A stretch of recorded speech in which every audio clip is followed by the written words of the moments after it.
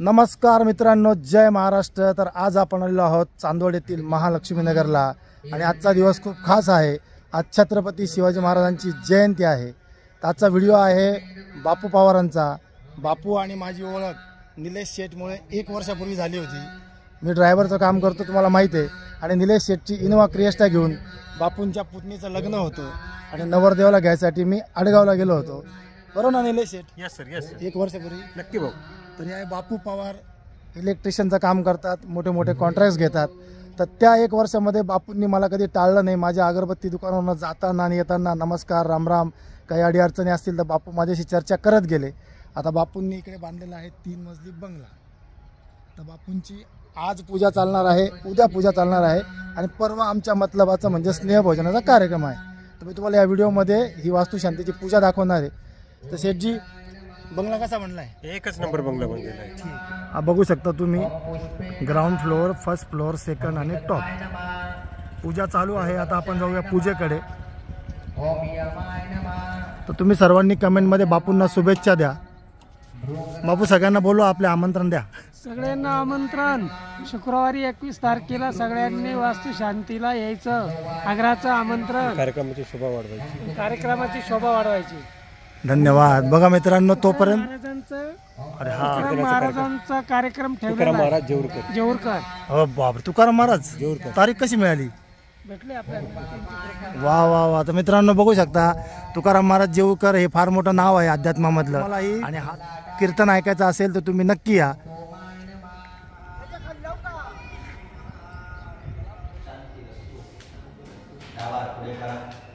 डावा डावा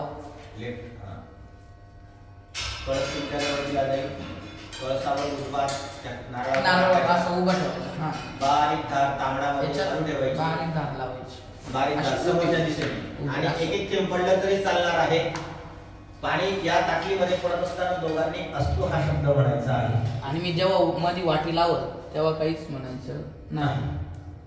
हात लावायचा।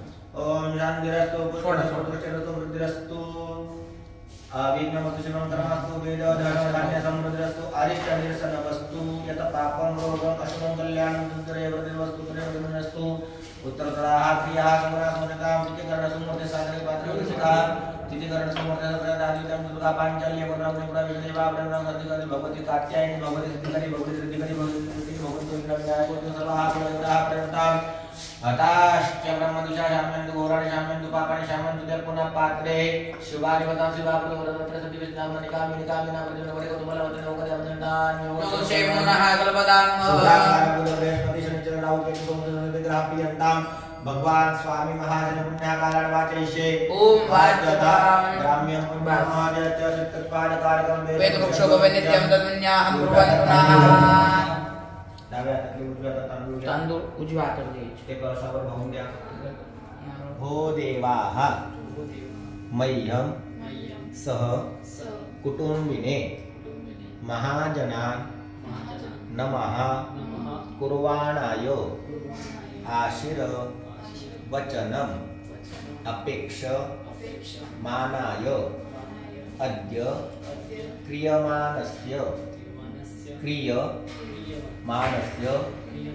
प्रधान संकल्प अनुसारेण कुलस्वामिनी महाकाली महालक्ष्मी महासरस्वती जगदंबिका राजराजेश्वरी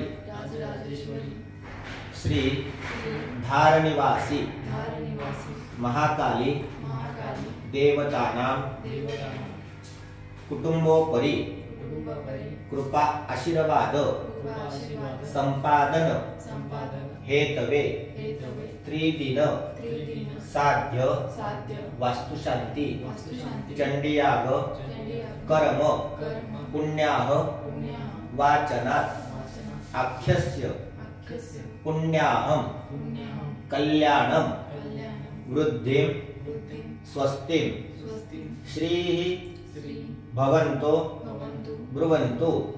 5 वेळा देवीला नमस्कार करा। अस्तु पुण्याहं अस्तु कल्याणं कर्मरुचितां आयुष्मते स्वस्ति अस्तु श्रीः श्रीष्ठदे लक्ष्मीष्ठवज्ञा वहोरात्रे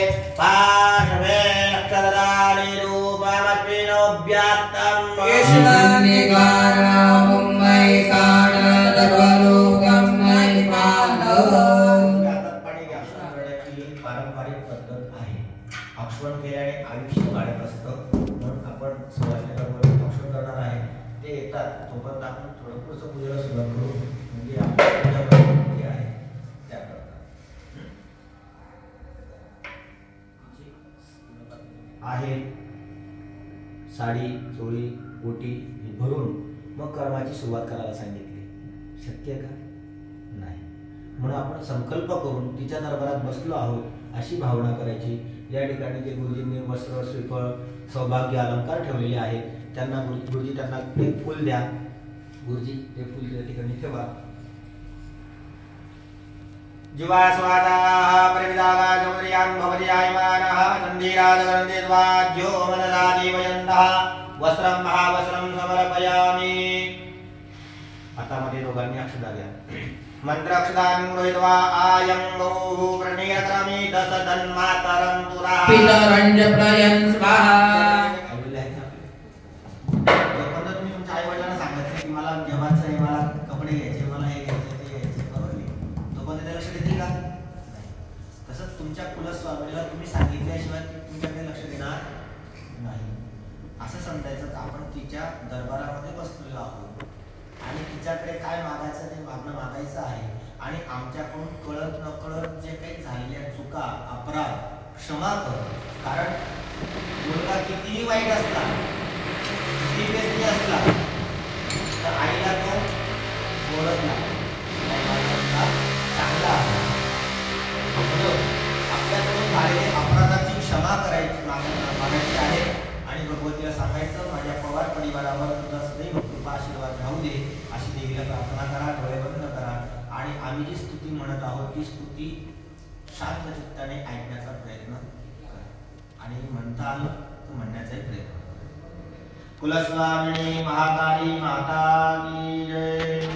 कोट्यावधी अपराध पतित मे, कोट्यावधी अपराध पतित मे.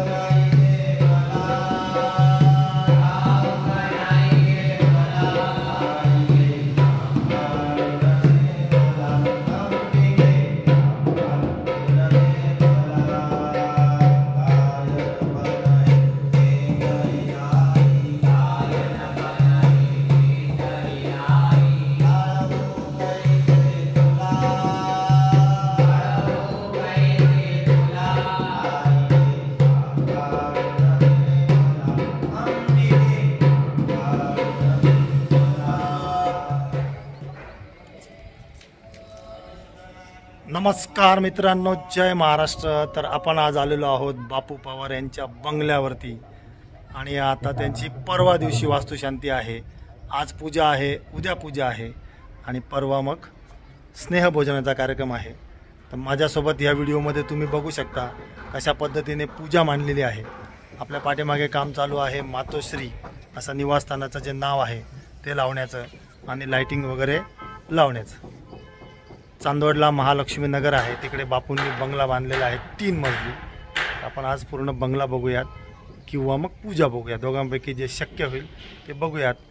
थोडा चांदवडचा नजारा दाखवतो तुम्हाला. हे बघू शकता तुम्ही, चांदवड ऐतिहासिक नगरी आहे आणि आपण आता 3rd फ्लोअरवरती आहे.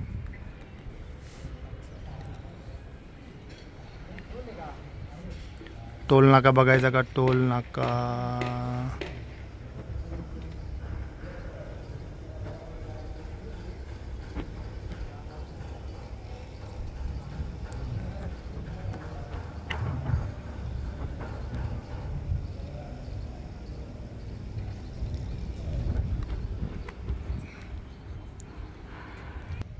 तर चला खाली जाऊयात पूजेकडे आपण.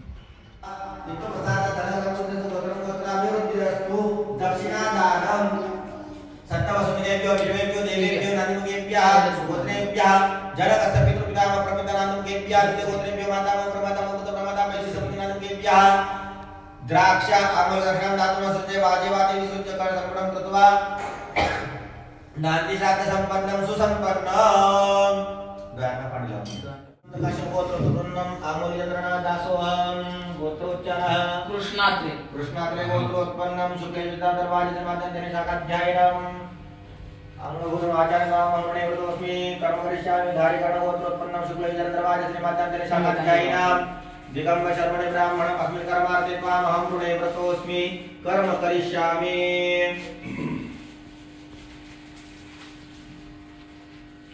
अस्य यागस्य निष्पत्तो भवन्तो व्यर्थिता मया सुप्रसन्ने प्रकर्तव्यं कर्मेणं विधिपूर्वकं नात्र संशयः।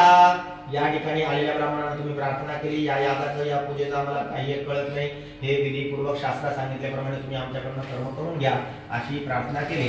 गुरुने